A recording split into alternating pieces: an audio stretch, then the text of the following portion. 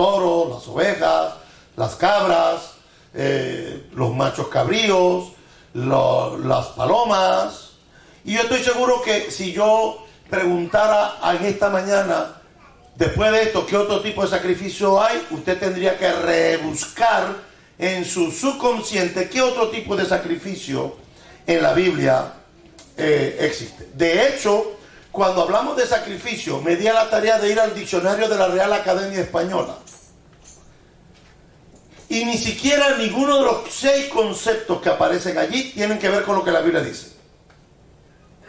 De hecho, cuando nosotros hablamos de sacrificio, en nuestro argot castellano, en el modismo castellano, cuando nosotros hablamos de sacrificio, siempre es algo difícil.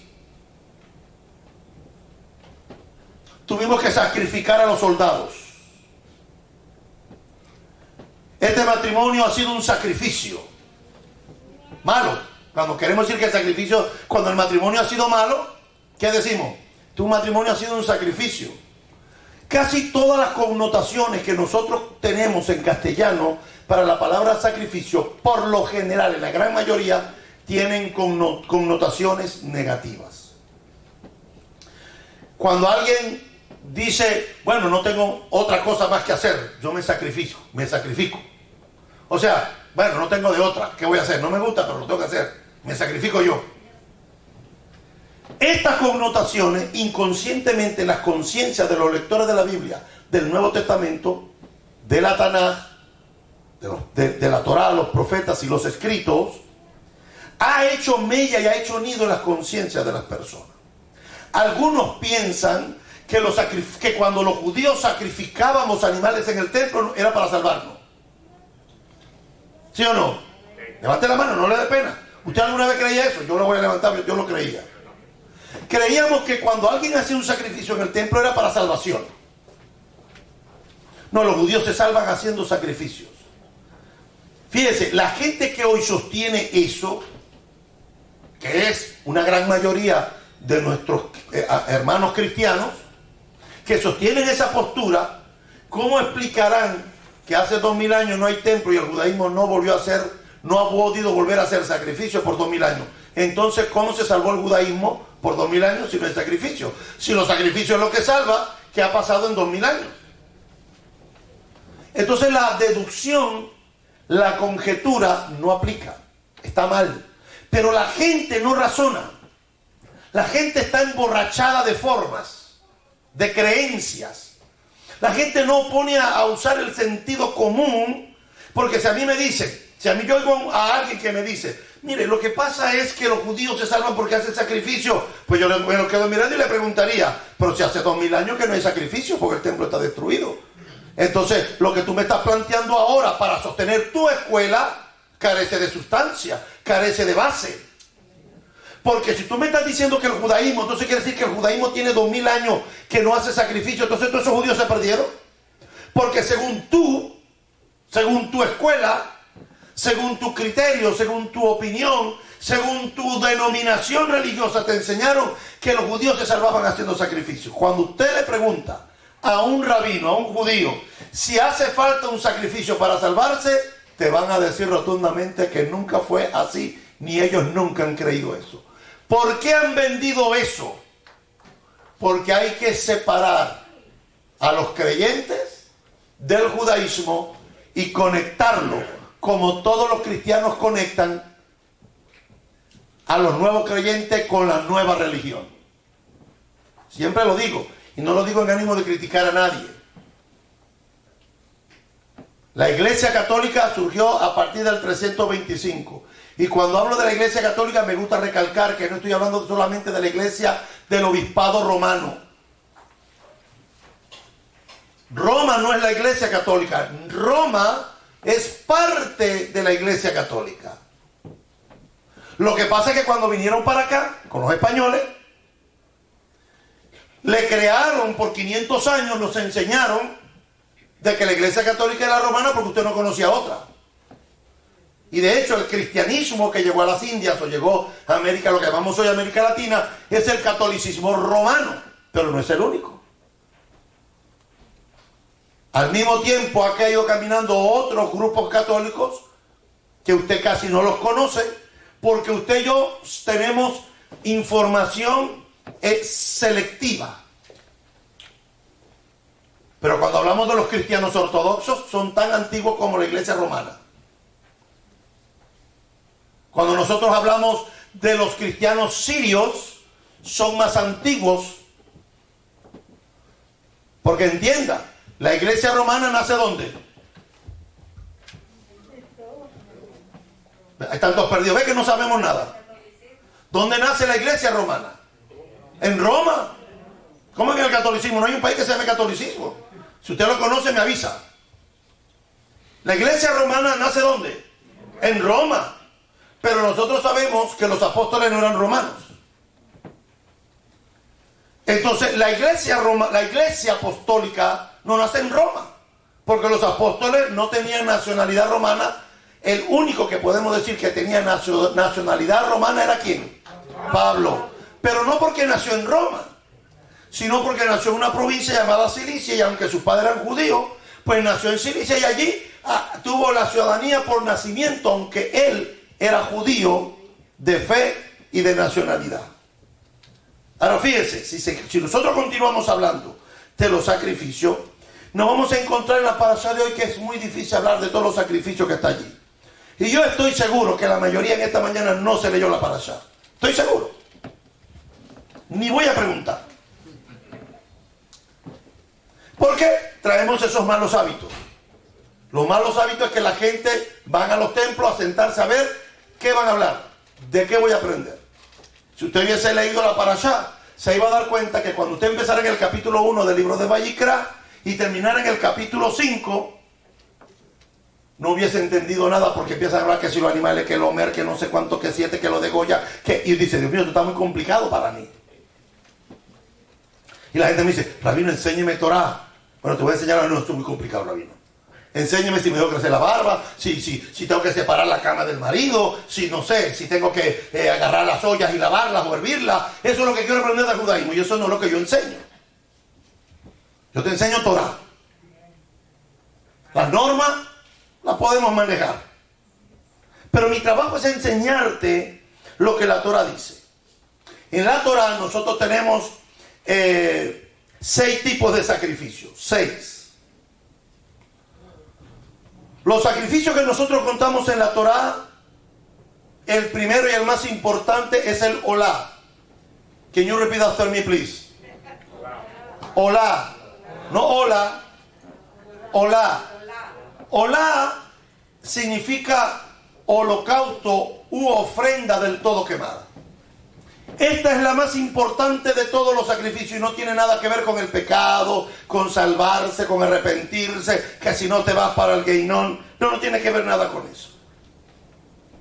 Esta fue la ofrenda que ofreció Noah cuando salió del arca. ¿Quién se salvó de la humanidad? Noah. Cuando Noah salvó, ¿a quién le hablaba Dios? Al único bueno que había, al justo que había en esa época. ¿Noah hizo los sacrificios para salvarse? No. ¿Hizo un sacrificio de qué? De agradecimiento al Eterno por haberlo librado de la muerte, por haberlo salvado de las inundaciones del Mabul. Ve cómo ya se está derrumbando, que no es para salvación. El segundo es el minjá. El minjá, la ofrenda del minjá o el sacrificio de minjá puede ser cruenta o no cruenta. O sea que hay sacrificios que son cruentos, que llevan carne, sangre, como una chiva, o un chivo, una oveja, un cordero, una vaca, un toro. Los minjá pueden ser cruentos donde involucra sangre, y pueden ser no cruentos que llevan tortas de harina, derramamiento de vino con agua, que es libación, que lleva aceite. Algunas, muy pocas, si mal no recuerdo, una llevaba levadura, el resto no se le podía echar levadura. Entonces, cuando hablamos de el minjá, estamos hablando de una categoría de sacrificios que pueden ser cruentos o incruentos. ¿Quién ofreció este tipo de minjá, este tipo de sacrificio en la Torah? El ejemplo más claro, Caín y Abel. Caín y Abel dice en español que trajeron una ofrenda. Dice en español, en el hebreo dice minjá. cuando decimos ofrenda no es dinero. Nunca, nunca, nunca de los nunca ofrenda es dinero. Si a usted lo están robando por ahí, ese es el problema suyo.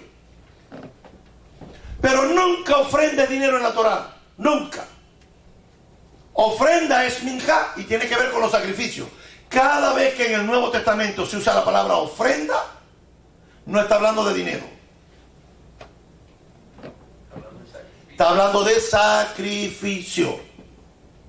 Y a lo mejor a alguno le estará explotando el cerebro con lo que estoy diciendo. Abel trajo un minjá. ¿Y de qué era la ofrenda que trajo Abel? El sacrificio que trajo Abel. ¿Qué era? No, Abel no trajo la oveja. De oveja. Abel trajo...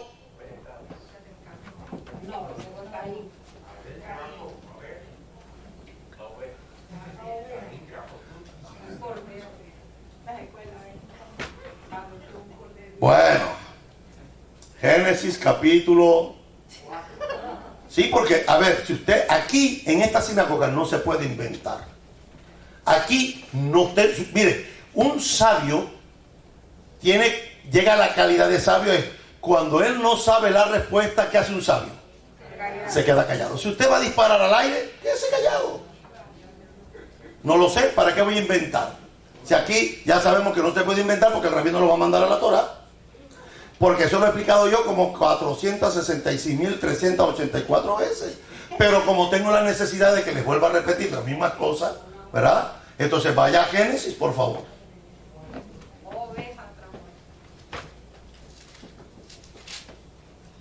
¿Qué minjá trajo Abel? ¿Abel trajo?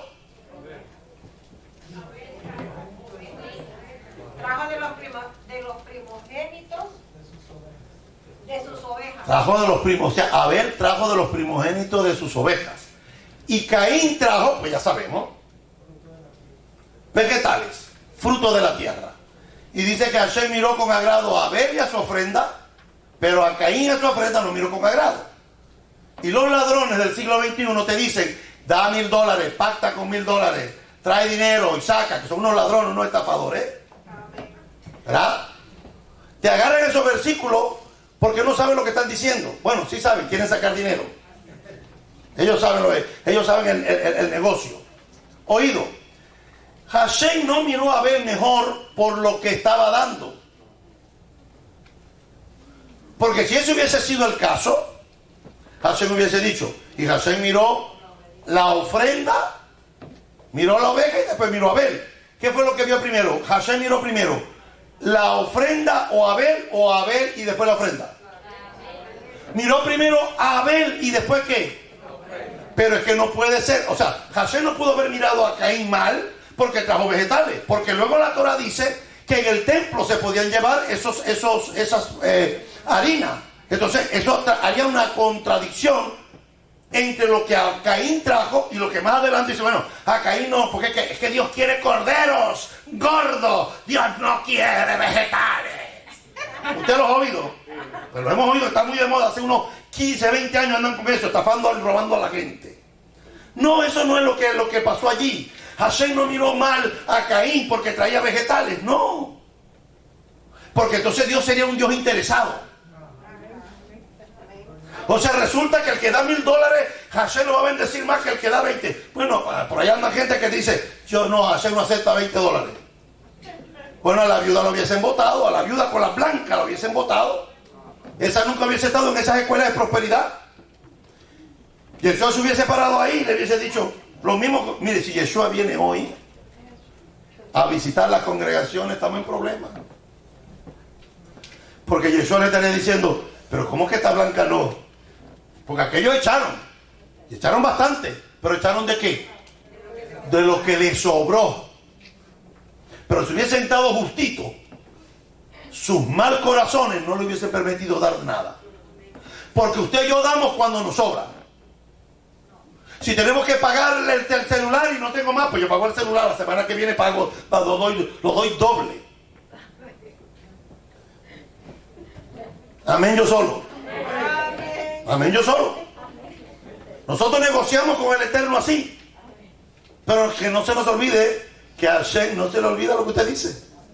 Que por cada palabra que usted saque,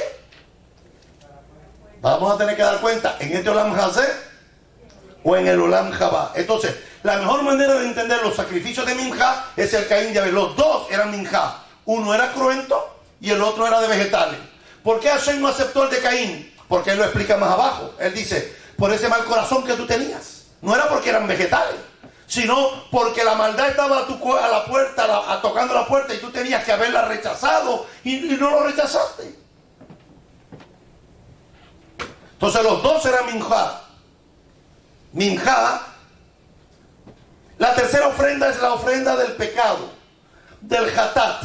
¿Quién no pecó esta semana? Levante la mano. ¿Quién no pecó esta semana? Levante la mano, por favor. No sé, a lo mejor hay un loco por ahí que dice, no, yo no he pecado, porque la gente piensa que pecar es, no adulteré, no robé, no maté, pero pude haber chismeado, que también es pecado, y pude haber murmurado, que esa cuñada mía no sirve para nada. Tantas mujeres hermosas que están buenas, muchas, y se vino a antojar de la cuñada esta.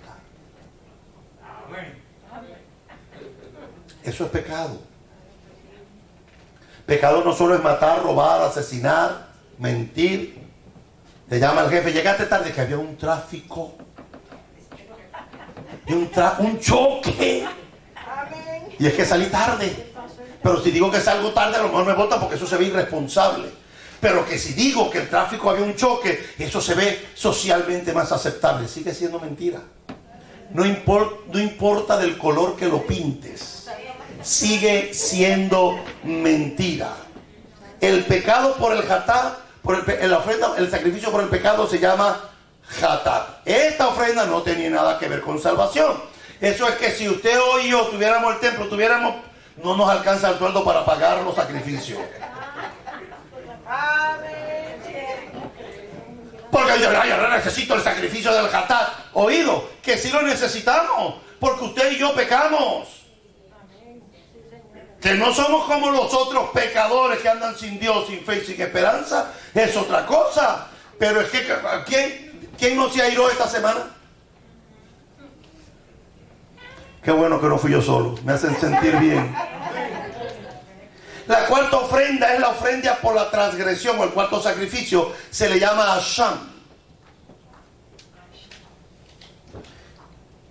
Estos 4 sacrificios se les conocen en la Torá como Kodesh HaKadoshim, como los 4 sacrificios de mayor importancia. Tenemos un quinto que se le llaman Shelamim y tienen que ver con Shalom, con paz, los sacrificios de paz. Estos sacrificios de paz incluían por la ofrenda de acción de gracia que se llamaba Todá. Igual como decimos gracias en hebreo, para decir gracias decimos Todá. Y la ofrenda voluntaria por el voto. Cuando se hacían votos y se terminaba el voto, había que hacer un sacrificio de Shelamim. ¿Quién hizo sacrificio en el Nuevo Testamento que podemos demostrar lo que hizo sacrificio en el Nuevo Testamento en el templo? ¿Quién? Pablo hizo sacrificio en el templo. Y a lo mejor lo que me están siguiendo dice, uy, el rabino apretó. El vino le cayó mal. Que Pablo hizo un sacrificio en el templo. Vaya al libro de los Hechos, capítulo 21. Lea la Biblia.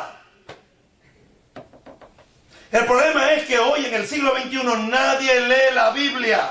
Se sientan en los templos como pericos con el pico abierto para que el hombre le eche pan con leche. Se hacen cotorros, se hacen coacamayas, se hacen... algunos mutan. Pero siguen, hay que seguir lechitas, porque lo que le gusta es que le trabajen las emociones. Usted es victorioso, está sentado en los lugares celestiales. Usted tiene poder, autoridad, señorío, créalo, confiésalo, declárelo. Usted decrete, active. ¿Qué? Voy a activar que el poder de Chazán, ¿qué es lo que voy a hacer? Entonces le trabajan las emociones a la gente y no los ponen a estudiar las escrituras. El apóstol Pablo Pablo hizo un sacrificio. ¿Por qué hizo el sacrificio Pablo? Porque había hecho un voto. ¿Cuál era el voto que había hecho Pablo? El nazareo. Tenía que ir al templo, raparse la cabeza, y dice la Biblia que cuando estaba a punto de presentar la ofrenda, pero que cuando usted oye la palabra ofrenda, ¿qué usted piensa? ¿Dinero? Y entonces dice, cuando estaba a punto de presentar la ofrenda, a ver, ¿quién presenta ofrenda aquí? Todo el mundo dice recoger ofrenda. No se dice presentar. Y los traductores jugaron con eso. Los traductores jugaron con el castellano en la traducción y ocultaron el concepto del sacrificio. Cuando en el Evangelio de Mateo nos dice que si algún hermano peca contra ti, ¿qué dice? ¿Qué dijo Yeshua? ¿Deja qué? ¿Tu ofrenda dónde? En el altar. ¿En qué altar? No en esto. Esto no se llama altar. Esto se llama plataforma. En inglés, para los que no hablan español, se llama stage. Donde se hace la tarima, la plataforma. Dice, si alguno pecó contra ti, dice, deja tu ofrenda en el altar. ¿En el altar del qué? En el mizbeach. En el altar del sacrificio. Ve y reconcílate con tu hermano. Y cuando ven y entonces presenta, no dice recoge la ofrenda, dice presenta la ofrenda, dale el animal al que va a hacer el sacrificio por ti. Pero como tú, ahí dice ofrenda, y cuando te dijeron ofrenda, y tú lo que siempre has escuchado por ofrenda es el billete. No es lo que está hablando aquí. Entonces Pablo, cuando fue a celebrar, Pablo con 4 hermanos. Porque lo que fueron, aparte Pablo, a mí me encanta, mírense que yo porque tengo que aprender de los apóstoles. Yo tengo que aprender de ellos. Le dijo a Jacob, ¿sabe qué, Pablo? Por ahí andan diciendo que tú no guardas la Torá. Para que se acabe el chisme, dice Pablo, le dijo Jacobo a Pablo. Hay 4 hermanos, no eran judíos tradicionales, no creyentes, eran 4 hermanos judíos que ya habían creído en Yeshua. Hay 4 hermanos que tienen la obligación de cumplir voto. Le dice a Jacob, purifícate con ellos. Purifícate con ellos. Y después le dice, y tú paga por las 4 ofrendas de ellos. Mire, ¿cuánto cuesta una oveja aquí? En Miami, ¿cuánto cuesta? $250. 250 una oveja aquí en el matadero, aquí en el más pequeño vale $250. Dele gracias al Eterno que usted lo que trae son 20, 30, 40, 50, 80, 100, 120, $200 de diezmo. Porque si le toca comprar el chivo, yo creo que yo voy a cambiar el dólar por animales. Me trae una chiva y después voy y se la vendo ahí en el matadero. Mira, cada vez esto en efectivo. Y le dice, imagínense, dice, paga el tuyo más el de los 4. Y no solamente eran los animales, había que llevar las harinas, había que llevar los aceites, todo lo que en el libro de Números está establecido para los sacrificios. Entonces Pablo presentó un sacrificio de Shelamim, incluyendo la ofrenda de acción de gracia, que esto da, ¿verdad? Y la voluntaria, que es por un voto, que se le llama nidá, la nedá, la de los votos, viene de neder. Los shelamim, así como los sacrificios del primogénito y el diezmo de los animales, el maaser y el de pesa, eran menos santos, eran kadoshon kalim. Así que estos sacrificios tenían esta importancia en cada uno de ellos. Ahora fíjense, la parashá de hoy nos enseña cuando el oferante venía a ofrecer cualquiera de uno de estos sacrificios, que era lo que sacrificaba. Y usted pensará que lo más importante que se sacrificaba era el animal, porque es donde nuestra mente latina nos lleva siempre. Pensamos que lo más importante del sacrificio era matar el animal. Pero en esta mañana quiero enseñarte algo que encontré que me pareció una bomba. Me pareció maravilloso. Cuando nosotros analizamos los conceptos de los sacrificios en el libro de Levítico, en el libro de Vayikra, en este libro de Levítico está dentro de los pasajes más complicados para explicar y para enseñar. ¿Por qué? Porque estos sacrificios no son prácticos, no se practican ni se ven en el día de hoy, y menos fuera de una cultura y de un contexto totalmente judío. La gran mayoría de los lectores de la Biblia, cuando se encuentran con estas palabras de sacrificio, y sacrificará, y una efa, y un hin, y el aceite, y lo librará, y lo echará, la gran mayoría de todos de los lectores no entienden lo que están leyendo, pero curiosamente enseñan sobre eso. O sea, yo nunca fui bueno en matemática. En mi país se evaluaba en base a 20. 10 era la raya. 9.5, la misericordia ahí agarrándome para pasar. Cuando yo sacaba 9.5, yo gritaba de felicidad. Para mí la matemática, el que lo inventó en la vida eterna, si me lo consigo,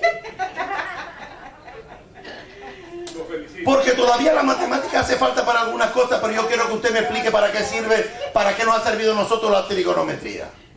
¿Para hacer bombas? La trigonometría, el que quiera hacer bomba, que estudie trigonometría. ¿Para qué me iban a enseñar a mí eso si yo no quería hacer bomba? ¿Aló? ¿Para qué enseñarnos química si yo no era químico? No me interesaba la química, ¿verdad? Entonces debería el sistema escolar, si alguien me está escuchando, por favor, en América Latina y en los Estados Unidos, empiecen a perfilar los estudios en base a los gustos educacionales de cada muchacho. Si yo toda la vida quise ser educador de niños especiales, Hashem, no me gradué. No pude terminar la carrera, pero Hashem me trajo niños especiales para ir perfeccionando mi carrera. Pero ¿qué me importaba a mí ser? Yo estudié hasta mecanografía. A ver, dibujo técnico. Eso es para el rabino que le gusta estar haciendo dibujo, que se graduó de estar haciendo dibujitos con rayas y palitos y sacando. Él tenía que darle eso, a mí no. A mí me tenían que haber dado psicología, pedagogía de la enseñanza, metodología de la enseñanza, porque eso es lo que me gustaba a mí. Entonces yo digo que ¿por qué claustrar a la gente, pobrecito de matemáticas, cuando lo consiga? Ah, no, que en el Oranjaba no le puedo hacer nada, pues ya estamos transformados. Hay gente que no sabe lo que significan los sacrificios y los oyes hablando hoy de las plataformas, sin entender ni siquiera cuál es el sacrificio del Hatat, cuál es el Asham, cuál es el Shelamim, cuál es el Olá, cuál es el Hatat. No saben ni la función para cada uno de ellos. Ellos simplemente toman el término general. Los sacrificios fueron abolidos porque ahora Yeshua murió y ahora ya no hacen falta más sacrificios. Y cuando yo oigo a alguien que me dice eso, digo, Hechos capítulo 21. Si lo que usted dice es así, aquí hay dos cosas. O usted está contradiciendo la Biblia, o la Biblia lo está contradiciendo a usted. Porque Hechos capítulo 21 dice que Pablo fue a ofrecer sacrificio en el templo. Usted no tiene por qué creerme lo que yo le estoy diciendo. Léase el capítulo 18, capítulo 19, capítulo 20 y capítulo 21 del libro de los Hechos y después me llama en la semana y me dice si lo que le dije es así o no. Las leyes sobre los sacrificios que los encontramos en los primeros capítulos del libro de Vaikra están entre los pasajes más complicados de explicar y relacionar con la actualidad. Sobre todo por los conceptos preconcebidos de que los sacrificios fueron abolidos y por el uso moderno de hoy. Implica lo que implica la palabra para la gran mayoría de los lectores de la Biblia. Cuando encuentran la palabra sacrificio no la entienden, pero curiosamente la explican. Hace casi 2000 años que sucedió la destrucción del Beit Hamikdash, del templo, y que los sacrificios se dejaron de realizar no porque Yeshua murió, que los sacrificios se dejaron de realizar, ¿por qué? Porque el templo fue destruido. Implica que si Yeshua murió en el año 33 aproximadamente y el templo fue, y supuestamente, fíjese, analice, use la materia gris, se nos está oxidando, nos las están estupidiciendo, si se puede decir correctamente esa palabra, nos están volviendo estúpidos. Entienda, si a mí me dicen que porque Yeshua murió se acabaron los sacrificios, ¿verdad? Que es lo que usted escucha. ¿Cuándo murió Yeshua? En el 33. ¿Y cuándo fue la destrucción del templo? En el 70. Después de la muerte de Yeshua, ¿cuántos años tuvo el templo en pie? 37 años. Y en esos 37 años, ¿qué hizo el judaísmo? Siguió haciendo sacrificios porque el templo estaba en pie. No fue hasta el año 70 que Vespasiano, el emperador romano, mandó a su hijo Tito a destruir el templo, porque los celotes, una secta del judaísmo del primer siglo, se había rebelado contra Roma. Y entonces Vespasiano mandó a Tito a destruir el templo. Y en el año 70, en la gran rebelión del 66 al 70, nuestro sagrado templo fue sitiado y destruido, y hasta el día de hoy no lo hemos vuelto a volver a levantar. Fue en el año 70 que los sacrificios se suspendieron porque no había templo. Y la Torá es específica donde dice que los sacrificios habían que hacerlos específicamente en el lugar donde Dios escogiera. En el lugar que Él escogió es el monte Moria, y en ese monte Moria es donde estaba el templo. Pero no es que en ninguna parte, porque Yeshua murió, eliminó los sacrificios. ¿Dónde dice eso? Entonces, búsqueme un versículo. Siempre le digo a la gente, búsqueme un versículo donde diga: por cuanto yo morí, los sacrificios fueron abolidos. No hay ninguno. Le sirvo al Señor desde los 13 años, tengo 50. Y no he encontrado un versículo donde diga que el sacrificio de Yeshua abolió los sacrificios del templo. Los sacrificios del templo hoy no se realizan por una sencilla razón: porque no hay templo. El templo, nuestro sagrado templo, el Beit HaMikdash, fue destruido.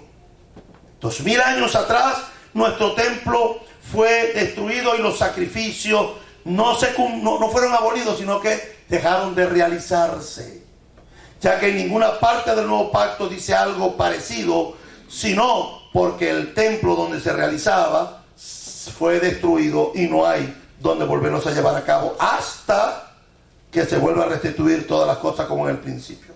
Para los pensadores judíos, especialmente para los sabios de Israel, se esforzaron en comprender el significado interno de los sacrificios y lo que implicaba para la relación entre la humanidad y el Eterno. Los sabios lograron explicar el espíritu de los sacrificios, aunque el acto físico de los sacrificios ya no era posible. Los sabios observaron algo raro en el texto de hoy. Quiero que vaya a Levíticos, capítulo 1, versículo 2. Hay algo raro como está escrito el texto. Si usted va a su Biblia en español, no lo va a notar, porque yo nunca lo noté, porque siempre leí esa parte en español.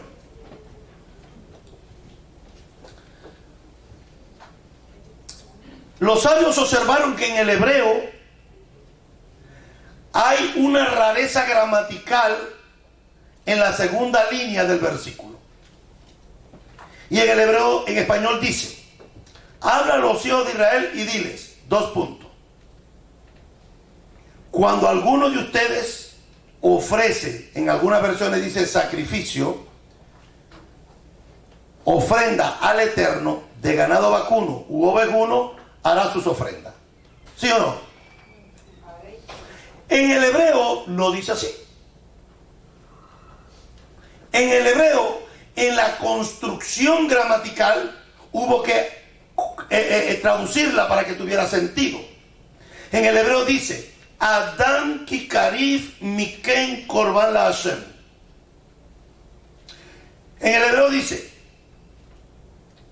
Adam ki karif, cuando alguno de ustedes presenten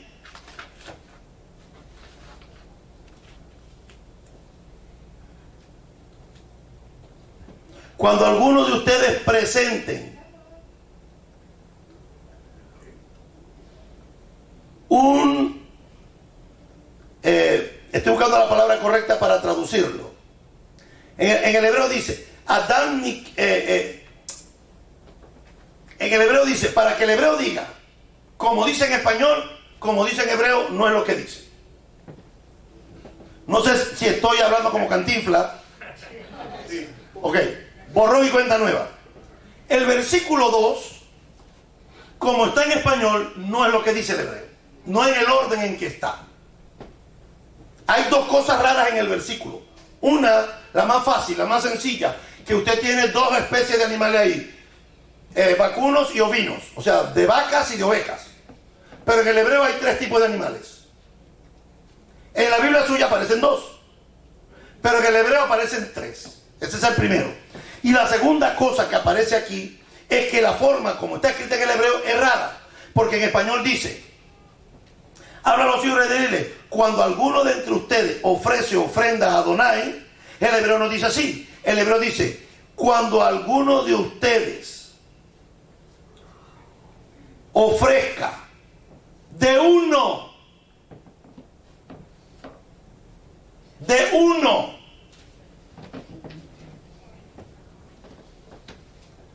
El hebreo dice, para que diga como dice en el español, el hebreo tiene que decir: Adán Miken Kikarif Korban la Adonai. Pero el hebreo no dice Adán Miken Kikarif Adonai, Korban Adonai. El hebreo no dice así. El hebreo dice Adán que Ki Yakrif. O sea, no dice Adán Miken. O sea, para que diga como dice en español, dice: cuando alguno de entre ustedes ofrezca ofrenda al Eterno, cuando dice alguno de entre ustedes, el hebreo tendría que haber dicho Ki Kedem. Pero así lo dice el versículo. El Kedem en el versículo en hebreo está ¿dónde? Después de Yakrif.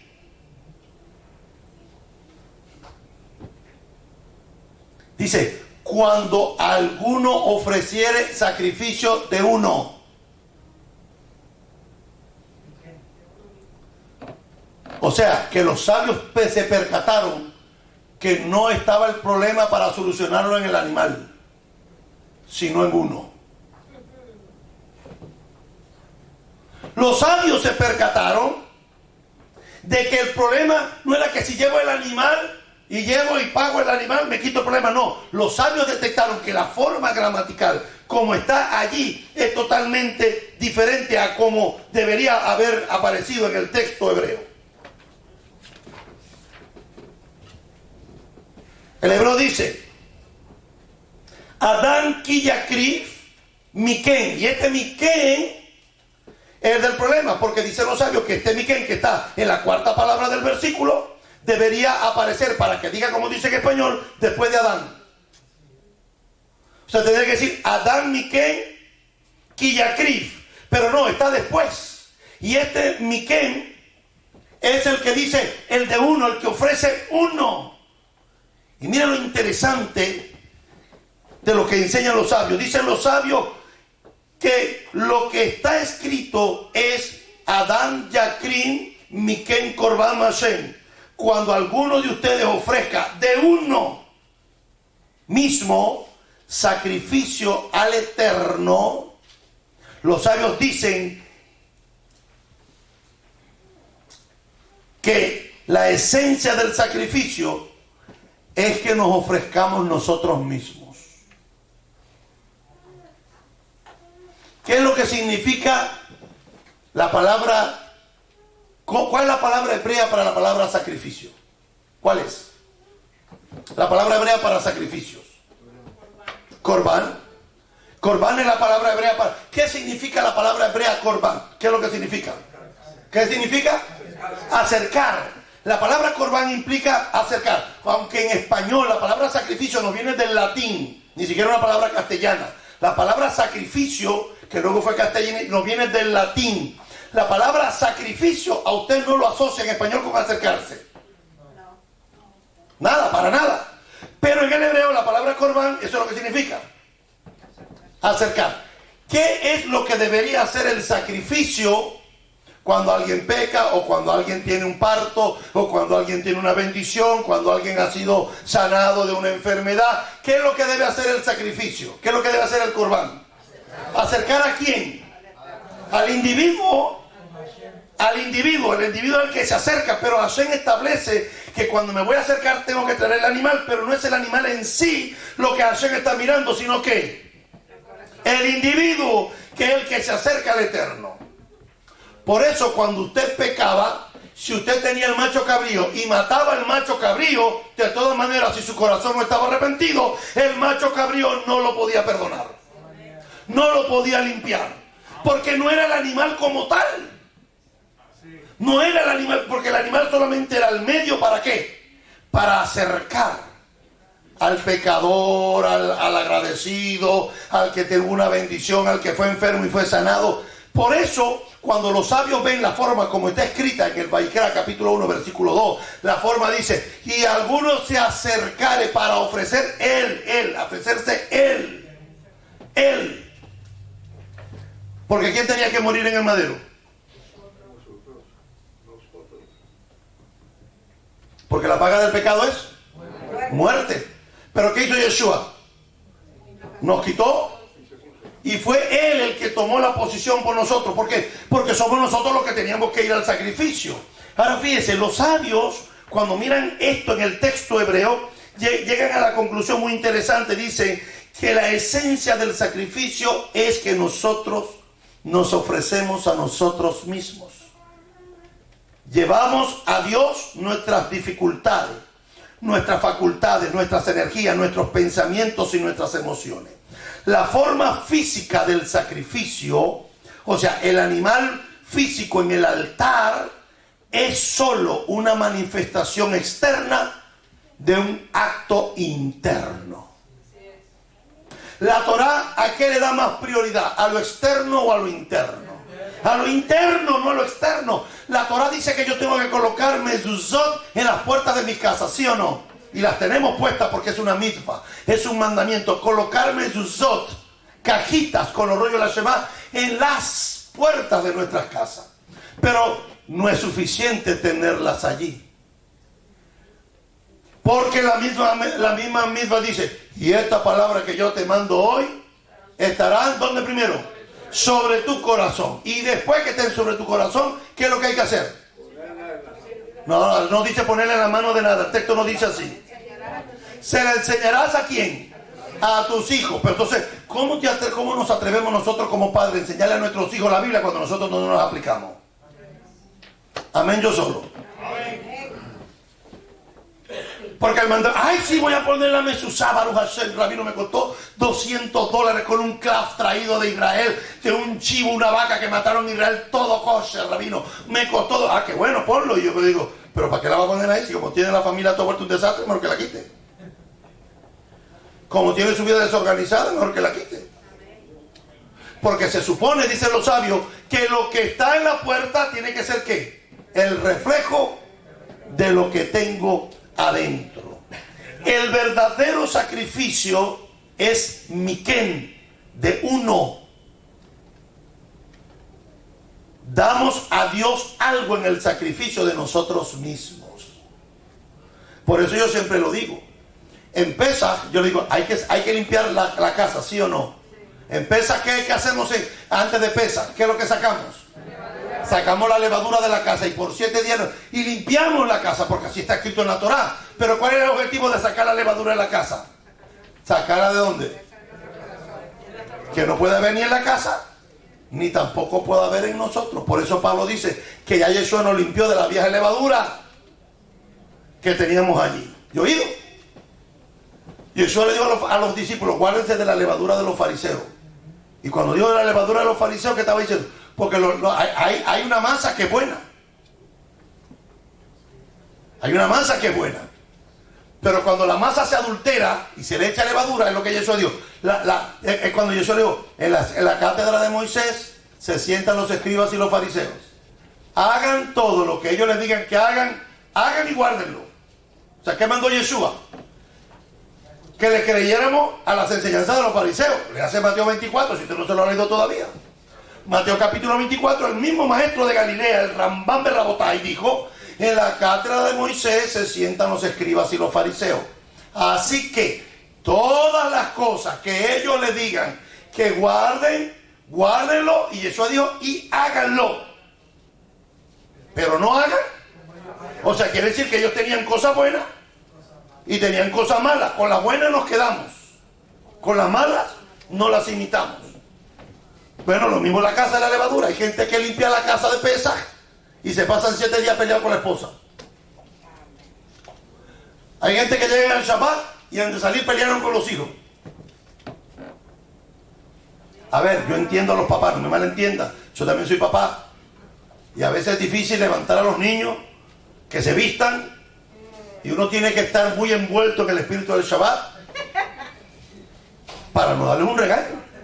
Claro, ya usted no, porque usted está viejo y no tiene hijos, ya los hijos tienen 40 años y a todos están casados, se le fueron de la casa, usted se levanta rapidito, se va y llega aquí. Pero los que tenemos hijos pequeños levántate, por favor, dale, entra al baño y después sal del baño, mira, cepíllate, saca la ropa, no quiero quedarme a dormir, no, que hay que ir para la sinagoga, vamos, levántate. Y empieza a decir, amor, gozo, paz, paciencia, benignidad, templanza, fe, mansedumbre, 1, 2, 3, 4, 5, 6, 7, 8, 9, 10. Porque uno no quiere violar el Shabbat. Pero que el Shabbat no venía al servicio, es que el Shabbat empezó ayer. Y se termina la puesta del sol 1 hora después de los ortodoxos. Y estamos allí, y no es fácil, pero ¿sabe qué? Los sacrificios deben ser el sacrificio de uno mismo. Y así nos los enseñaron los sabios de Israel. Fíjense qué interesante.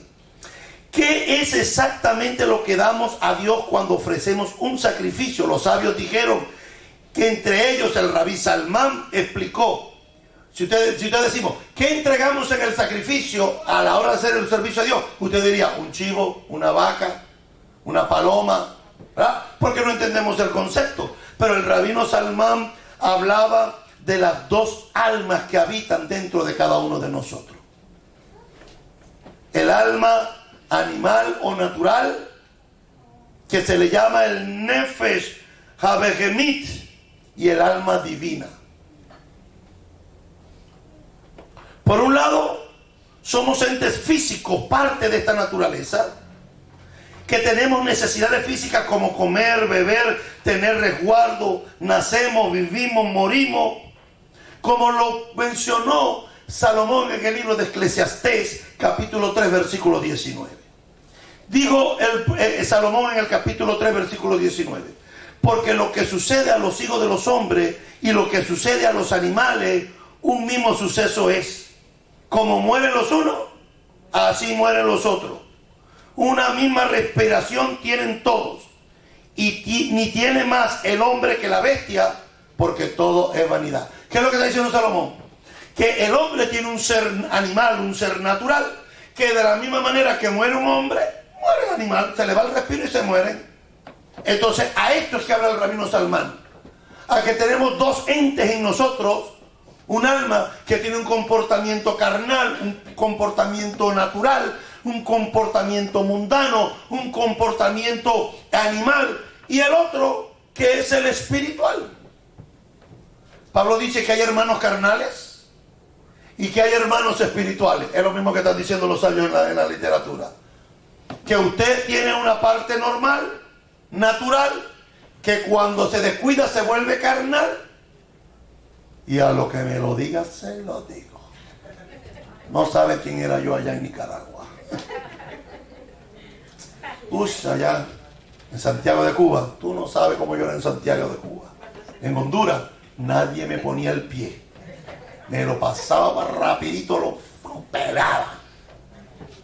En Maracaibo, maracucho tonto se muere chiquito.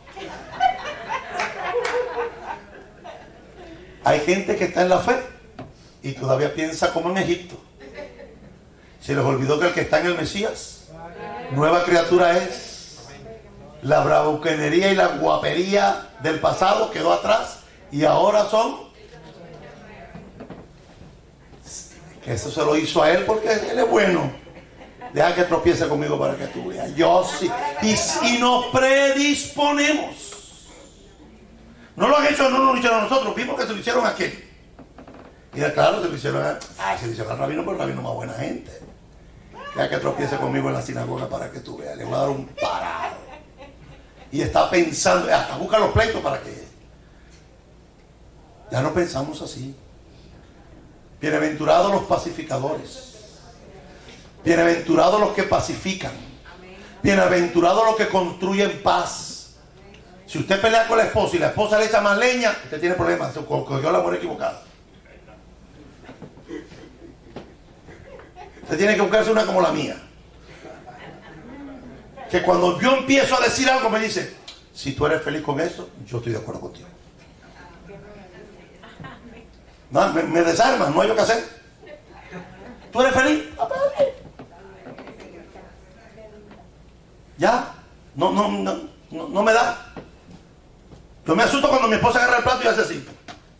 Me va a servir la comida, hace así. Ahí tiemblo. Si me grita yo no le hago caso, pero si me pone el plato así, tiemblo. Oh, ya no me dice papi, sino que me dice, ve acá. Tiemblo, porque esa no es la jerga en la que ella y yo hablamos siempre. Nosotros siempre nos vemos en mami, papi, amor, mi vida. Es como el Shamash Raymond que llama a su esposa, le llama cielo. Oye, ¿cómo que oye? Amor, mi vida, corazón de melocotón, papi, mi viejo bello, mi barrigoncito hermoso, mi calvo de chupetita. No, ya se van acabando las cosas. Ya tengo 40 años de casado. Yo tengo 34 y todavía mi esposa y yo nos despedimos con besos y nos saludamos cuando llegamos con besos. Amén. Porque todavía estoy enamorado de ella y yo creo que ella todavía de mí, mami, si te dice que sí. Y yo le creo. Yo despierto a mi esposa toda la mañana de Shabbat, pregúntele cómo la despierto. Con besitos. Yo no le digo, levántate que son las 9 de la mañana. No, yo voy y le doy besitos en los ojos, besitos en la boca, le doy besitos por la frente, besitos. Y después le digo, levántate que ya es tarde. Pero le doy besitos. Entienda que los sabios hablan que nosotros tenemos dos cosas dentro de nosotros. Y por eso usted un día es muy bueno y otro día se le sale el indio. Hay días que usted es llevadero y le pasa un camión por encima y usted dice, Hashem dio, Hashem quitó, sea el nombre de Hashem bendito. Un día amanece espiritual y peine un problema y usted dice, que gozaré y me alegraré. Si en los corrales no hayan banca, aunque la vida no den fruto, con todo yo me alegraré. Otro día nada más lo miran y dicen, ¿qué? Cuando eso pasa, la vida espiritual está mala. No le eche la culpa ni al gobierno, no le eche la culpa al jefe, no le eche culpa a la sociedad, no le eche culpa al esposo ni a la esposa, no busque culpable. Analice su vida espiritual. Yo siempre he dicho que si un carbón está encendido, si hay una cantidad de carbones encendidos y sacamos a uno de ese carbón, ¿qué le va a pasar a ese carbón solo? Se va a apagar, porque lo que lo mantiene encendido es ¿qué? Estar con los otros que están encendidos. ¿Qué más probabilidades hay de que un carbón encendido se apague cuando se junta con uno que está apagado o el que el apagado se encienda con el que está encendido? Hay más probabilidades de que el que está apagado. Entonces, si usted es espiritual, tiene más probabilidades de que el que esté al lado suyo, sea hombre, mujer, hijo, se prendan porque usted está prendido. Si el hombre natural, si el hombre carnal, si el hombre que no camina conforme al espíritu está muerto, está apagado, se ha vuelto un animal irracional muchas veces, porque a veces llegamos al nivel de la irracionalidad, discutiendo estupideces.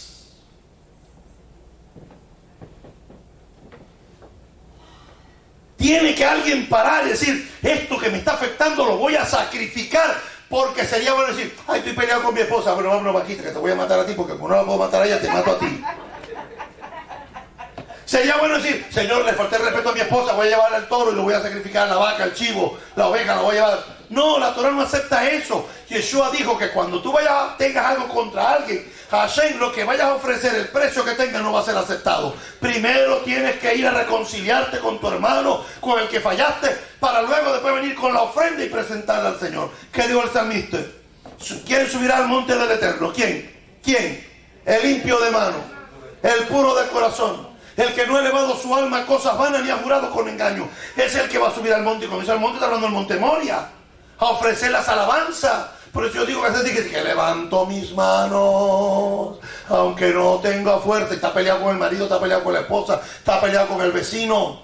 ¿Qué manos vamos a levantar? Si Rab Shaul dijo que levantáramos manos sin qué, sin iras ni contiendas. Y es que yo no sé qué nos pasa, no conectamos estas cosas.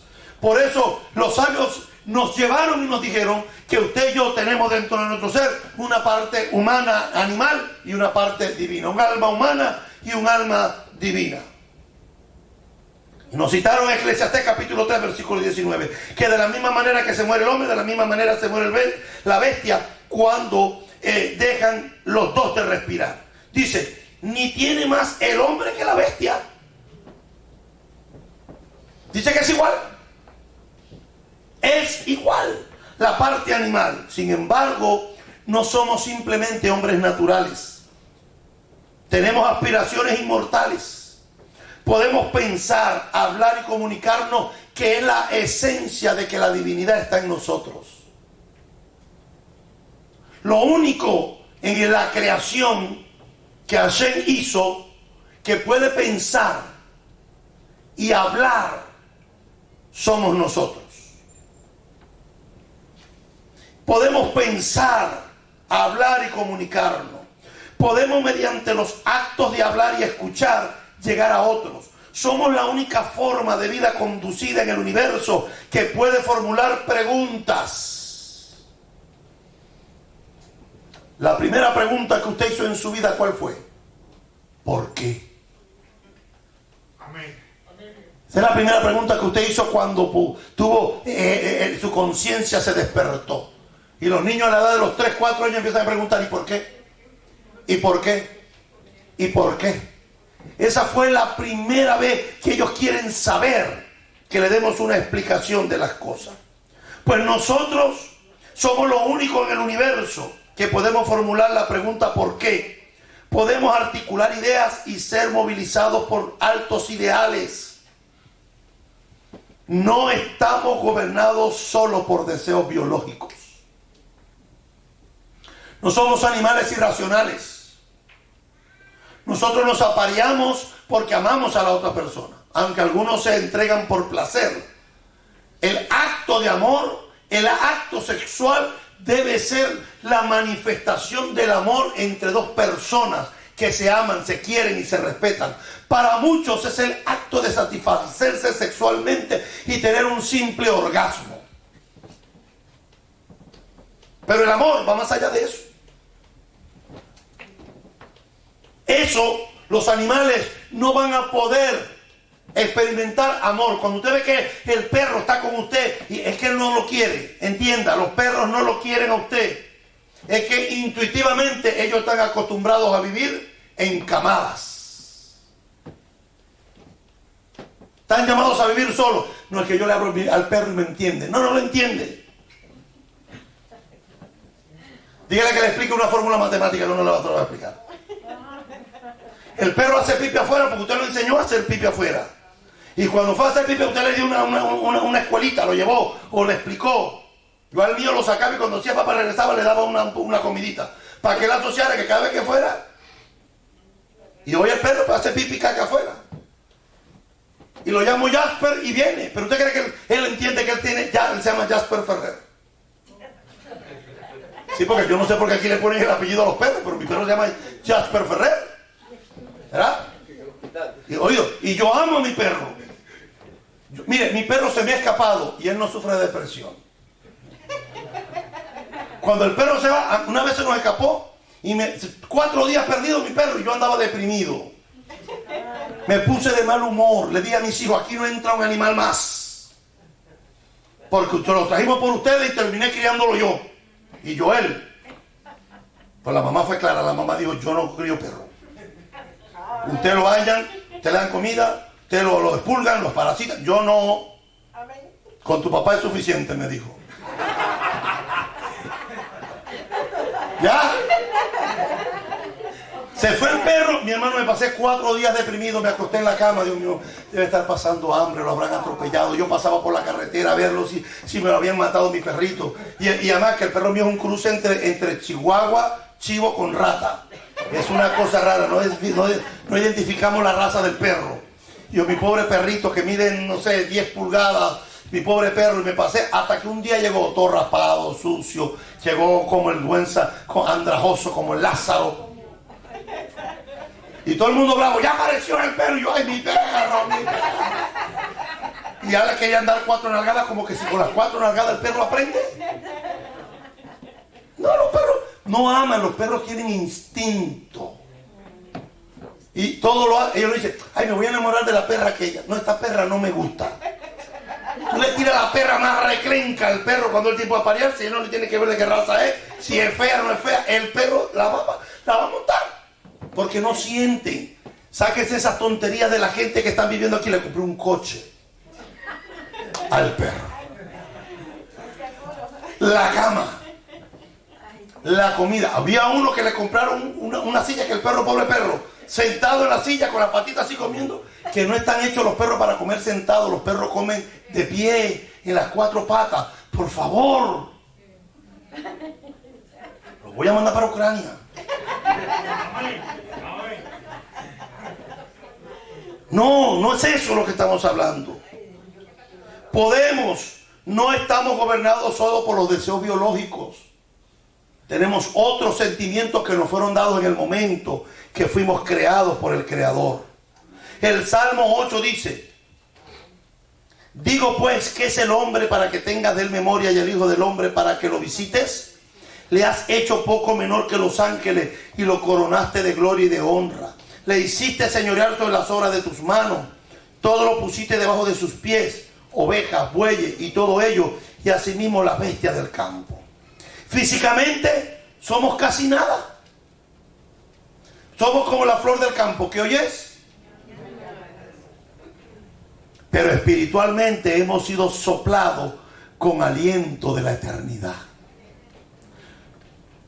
Espiritualmente fuimos soplados con aliento de la eternidad, y así nos lo dice el libro de Bereshit, que cuando Hashem creó al hombre, sopló en su nariz, y dice en el hebreo, Neshama Haim, alma viviente, aunque en español dice aliento de vida. Alma viviente, y esa alma es la que a ti te hace la diferencia entre uno de 4 patas y uno de 2. Esa Neshama es lo que te hace a ti un ser pensante, un ser hablante, un ser con raciocinio, con capacidad de amar, de perdonar, de ayudar. ¿Usted no ve en el reino animal? Están todos los animales pasando el río, viene el cocodrilo, se come uno, ninguno se devuelve a defender que se está comiendo. Ellos siguen, porque no sienten eso que sentimos nosotros. Sentimos empatía por las demás personas. Tenemos un alma divina emanada del mismo Dios cuando sopló en nuestras narices, cuando nos creó. La naturaleza del sacrificio, entendida psicológicamente, es entonces clara. Lo que se ofrece a Dios no es un animal, sino el nefesh habehemit, el alma animal, el alma natural que está en nosotros. Cuando esos comportamientos nuestros son antitorá y nos llevan a pecar, es el sacrificio, el animal físico, es lo que nos acerca. Pero en definitiva, quien tiene que resolver el problema con el Eterno somos nosotros. El profeta Isaías, hablando y regañando a la generación de su época, le dijo: Hashem dice que ustedes ofrecen muchos sacrificios, que ofrecen en la luna nueva, en el día de reposo, que traen los más gordos de los animales para ofrecerlo. Y Hashem dijo: yo no los puedo aceptar porque sus manos están llenas de sangre.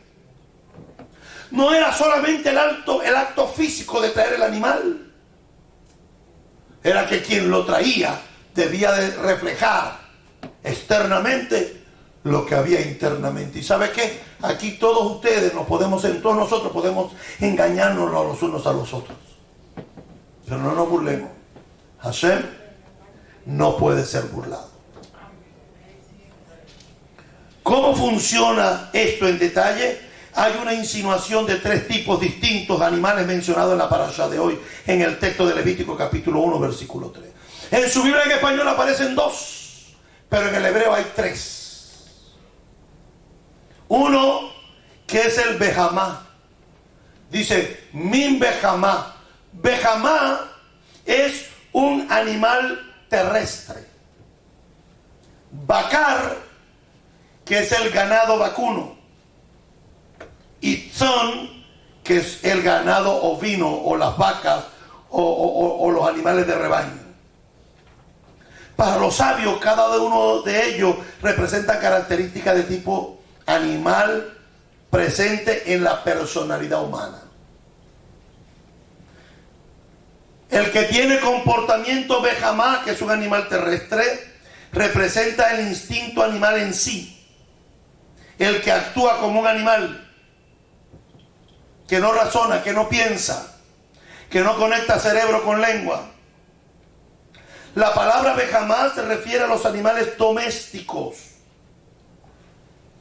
No implica, dicen los sabios, instinto salvaje de depredador. El que es Behamá es doméstico, pero de mala pulga. Los animales pasan su tiempo buscando alimento. Los Behamot pasan tiempo buscando alimento. Sus vidas están alimentadas por la lucha solamente de sobrevivir. Ofrecer en sacrificio este animal que lo tenemos cada uno de nosotros dentro es estar movilizado por algo más que por la supervivencia.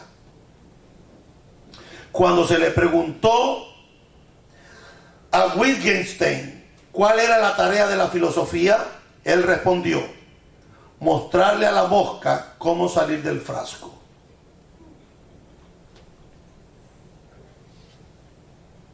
La mosca atrapada en el frasco siempre va a golpear el cristal por los lados para tratar de salir. Lo que no alcanza a hacer la mosca para salir del frasco es que mirar hacia arriba para darse cuenta que el frasco no tenía tapa.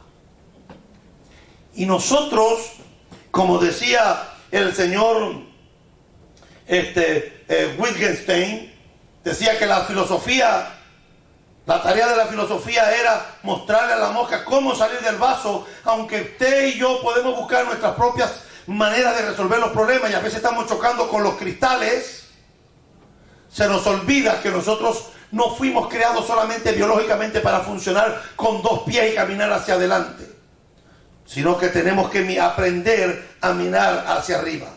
El alma divina que está dentro de nosotros es la fuerza que nos hace mirar siempre hacia arriba, como dijo el salmista: alzaré mis ojos a los montes, ¿de dónde vendrá mi socorro? Mi socorro viene de Adonai, que hizo los cielos y que hizo la tierra. El alma divina que está dentro de nosotros es la fuerza que a cada uno de nosotros nos ayuda a mirar hacia arriba, más allá del mundo físico, del mundo natural, más allá de este mundo de la supervivencia en busca de un sentido, un propósito y una meta. Hoy los muchachos no saben qué estudiar. Hoy los muchachos no saben qué hacer. La gente no tiene meta, no tiene objetivo, no tiene propósitos en su vida. Entonces te están diciendo: no, me voy a tomarme un año de vacaciones, después entro a la universidad, porque es que no sé para dónde voy. No sé si soy hombre, si soy mujer, si soy pato, si soy culebra. No sé. La gente hoy les han sembrado. Mire, la internet, que pudo haber sido para beneficio grande, está volviendo a la gente tonta. Ya no saben lo que son. No saben lo que quieren. Estos son como las vacas, como los chivos, como los puercos, que los llevan para donde las personas quieren llevarlo. Estamos en una etapa donde somos llevados como las olas del mar, para donde sopla el viento. Es la moda, hay que hacerlo. ¿Para dónde va la moda? Para allá, pues vamos para allá. Sopla el viento para acá, pues vamos para acá. No hay criterio, no hay convicción. No hay una convicción interna de lo que yo quiero en la vida. Antes los muchachos tenían que estudiar lo que el papá dijeran. Y volvían al pobre muchacho miserable. Tú tienes que ser médico como yo. Y al muchacho que lo que quiero ser es cocinero. Que no, que eso es trabajo de mujer. Mi hermano, tiene que sus hijos estudien lo que quieran, que les guste. Ahora le voy a dar consejo a los muchachos, los que estudian. Estudia algo que le... ¿Para qué va a estudiar algo que le va a dar, que le gusta si no le va a dar dinero? Amén. ¿Con qué va a pagar la luz? ¿Con qué va a pagar el carro? ¿Con qué va a pagar los viajes en el crucero que me va a invitar a mí? Porque estoy orando para que usted se gradúe de la universidad. Y después usted se gradúe de la universidad me tiene que invitar a comer. Me tiene que devolver las oraciones que yo hago por ustedes. Aunque sea un plato de comida, me tienen que invitar a comer en Chili's. Oído, el hombre animal he llevado, la gente que no sabe, y los muchachos aquí de, no, fúmate un pito de marihuana. Y yo, bueno, yo no sé, pero me verá que sabe. Sabe malísimo. A ver, que yo no tengo que probar un pito de marihuana para saber que está malo. Con verle la cara a los drogadictos es suficiente. Amén. Como decimos en inglés, no. A ver, mire, la gente más tonta es la borracha. Usted no ha visto a la gente borracha, esa es la gente más estúpida que yo he visto en mi vida. La gente borracha es la gente más estúpida de la vida. Gastar dinero en alcohol para que al otro día le dé vómito y dolor de cabeza. Para que la gente se burle.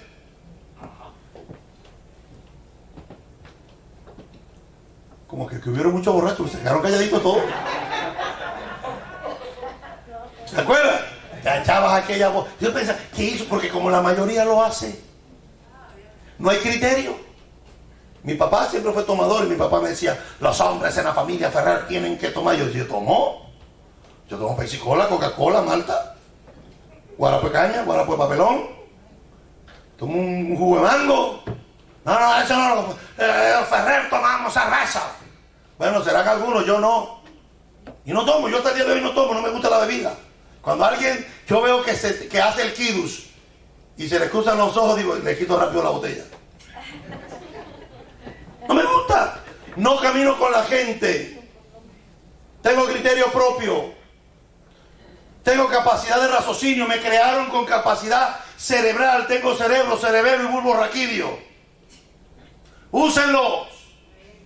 No, que los muchachos en la escuela se tapan la nariz y a ver quién aguanta, que se mueran ellos. No, es que en la familia mía todo el mundo toma, ¿y a mí qué? Aprenda a ser único. Aprenda a ser diferente. No se mueva por lo que digan los amigos. Que eso, si no se arrepiente, usted sabe para dónde va. El otro animal es el bacar.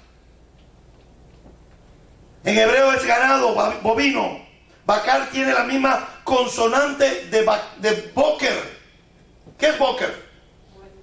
No, día, amanecer. Cuando decimos en la mañana boker tov, en hebreo se escribe igual boker y bakar. Lo que cambia son las vocales. Y los rabinos vieron que bakar tiene la misma consonante de boker, que significa amanecer. Se nos recuerda que boker, amanecer, literalmente lo que significa es abrir camino. Como los primeros rayos del sol se abren paso a través de la oscuridad de la noche. Este tipo de ganado tiene una característica, que sale en estampida. Se abre paso entre las barreras. Si no está resguardado por valla, el ganado ese no respeta límites. Hay que sacrificar al bacar que tenemos dentro de nosotros, que no tiene límites. El que quiere justificarlo todo con que Dios me ama. Y no importa lo que yo haga, Él me va a perdonar. Y yo estoy seguro que cuando hay un arrepentimiento verdadero, sucede. Dios nos perdona. Pero hay que poner límites. No podemos caminar conforme a nuestros deseos o como las manadas, como las vacas, que rompen los límites para ir donde ellas quieren ir. Sacrificar el bacar es aprender a reconocer, a respetar los límites entre lo sagrado y lo profano, entre lo puro y lo impuro, lo permitido y lo prohibido, entre Dios y los demonios. entre lo kosher y no kosher. Las barreras de la mente pueden a veces ser más fuertes que las murallas. Y finalmente el último animal es el son, que son los rebaños ovinos, que presenta el instinto de masa, el poderoso impulso de moverse en una determinada dirección porque los demás también lo hacen. Es que el pastor y las ovejas van siguiéndolo. Esos son los hermanos tontos que hacen todo lo que los líderes dicen sin capacidad de análisis. La esposa que hace todo lo que el esposo dice sin saber si está bíblico o no es bíblico. Entonces, ¿qué es la cabeza? Oye, que hay cabezas que no funcionan. ¿Usted entiende lo que estoy diciendo? Que hay hombres que no funcionan. Que hay mujeres que no funcionan. Tiene que sentarse y decir, espérate un momento, a ver, Dios mío, ¿con quién me casé? Con este viejo, Dios mío, este viejo, ¿por qué hace tanta tontería? Y con amor hay que llevarlo, guiarlo y ver cómo. Las grandes figuras del judaísmo, Abraham, Moshe y los profetas, se distinguieron precisamente de esa capacidad de separarse del rebaño. Se diferenciaron. Ellos quisieron ser diferentes. Desafiaron los ídolos de la época. Se negaron a capitular ante la moda de intelectuales del momento. Ellos quisieron guardar la santidad de la Torah por encima de lo que sea. Kadosh es la palabra para santo en hebreo. Kadosh es algo separado, diferente, distinto. Los judíos fueron la única minoría en la historia en negarse en formar consistentemente o asimilarse a cualquier cultura dominante o convertirse a cualquier otro pueblo. Y éramos la minoría. Rabino, por nuestras congregaciones mesiánicas son pequeñas. ¿Y qué? El que sean muchos no te da garantía de que están en la verdad. ¿O es que a ti te parece que el Islam que llegó es ahora mismo declarada la religión más grande del mundo? ¿Quiere decir porque haya muchos musulmanes la verdadera? Recuerde que el pueblo de Dios es un remanente. Es un remanente. El sustantivo corbán, sacrificio, y el verbo lejakrif, que significa ofrecer algo en sacrificio, significa en realidad aquello que se acerca. Y el acto de acercar. El elemento clave no está tanto en dar algo como habitualmente pensamos que es el sacrificio, sino traer algo para que me acerque al Eterno. Lejakrif es llevar ese elemento animal dentro de nosotros para ser transformado en el fuego divino que alguna vez quemó el altar del sacrificio y que aún quema en el corazón de los que suplican y de los que ruegan en oración verdaderamente cuando buscamos al Eterno nuestro Dios. Por una ironía de la historia, esta antigua idea se ha vuelto habitualmente actual. El darwinismo, la codificación del genoma humano y el materialismo científico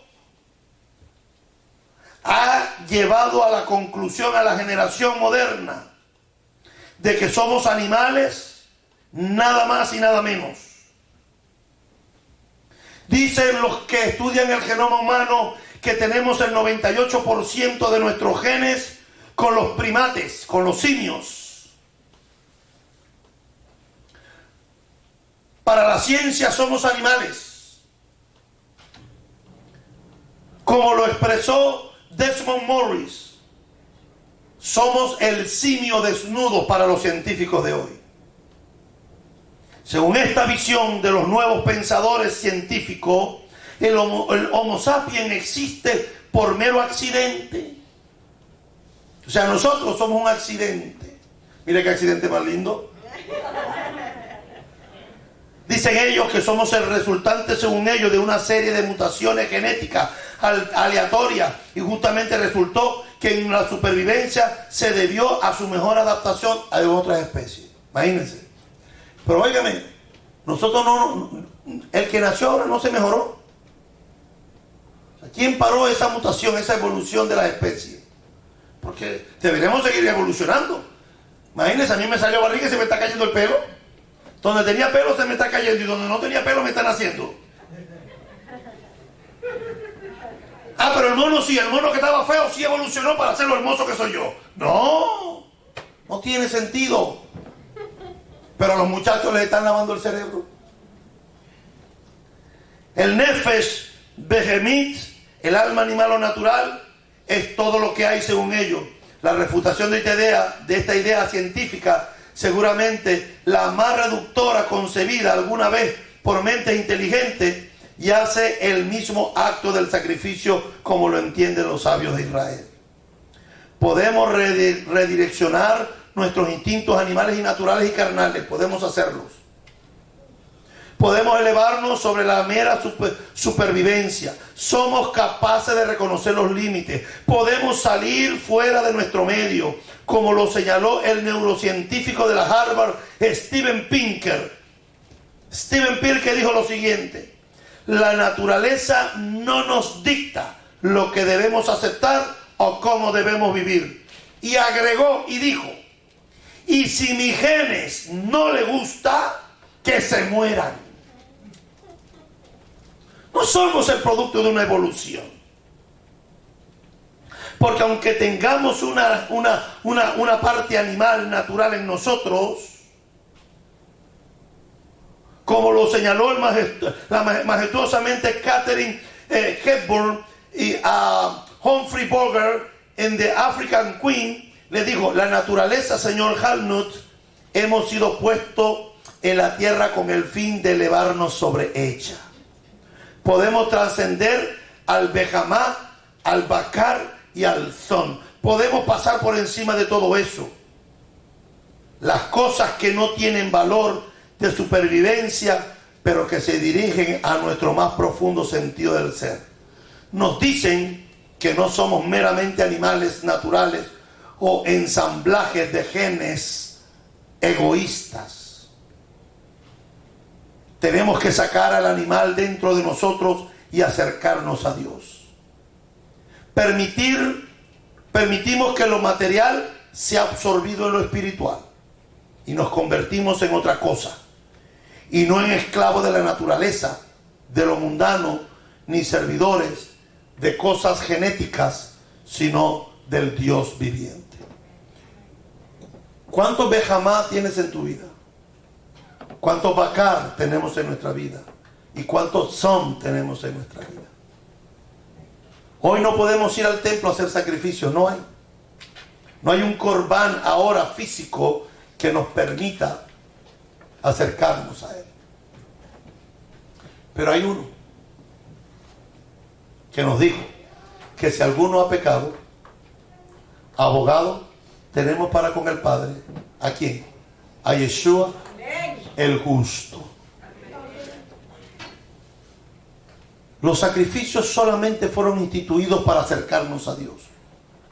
Lo leemos en la carta a los Hebreos, que los sacrificios no podían perdonar, no podían salvarnos. ¿Por qué? Porque una vez que pecábamos y hacemos el sacrificio, cuando volvimos a pecar tenemos que llevar el sacrificio otra vez. Entonces el sacrificio no fue hecho para salvarnos. El sacrificio fue el medio para acercarnos. Y una vez nos acercábamos, teníamos que llegar con un corazón arrepentido, contrito y humillado. Entonces, cuando matábamos el animal nos reemplazaba a nosotros. Moría él por nosotros. Y colocábamos sobre él cuando había un sacrificio de pecado, pero cuando había un sacrificio de acción de gracia, un sacrificio de alabanza, un sacrificio por un voto, un shelamim. En ninguna parte de la Escritura se nos dijo que Yeshua abolió los sacrificios. Las Escrituras nos llaman a poder acercarnos a Él. Yeshua vino a reconciliarnos, a acercarnos. Yeshua, como el Zeja Elohim Hanoseja Taja Olam, el Cordero de Dios, vino a acercarnos con el Padre nuevamente. Eso no quiere decir que no necesitáramos lo otro. Cuando venga la restauración del templo y lleguemos a la vida eterna, dicen los sabios que los sacrificios por el pecado, por el Hasham y por el Hatat no van a estar en usos, porque en la vida eterna no va a haber pecado, pero van a quedar vigentes los Shelamim, los Olamim, que que son los sacrificios de acción de gracia y de agradecimiento. Por eso es importante entender lo que significa un sacrificio y no de lo que usted ha visto generalmente. Puesto de pie, por favor.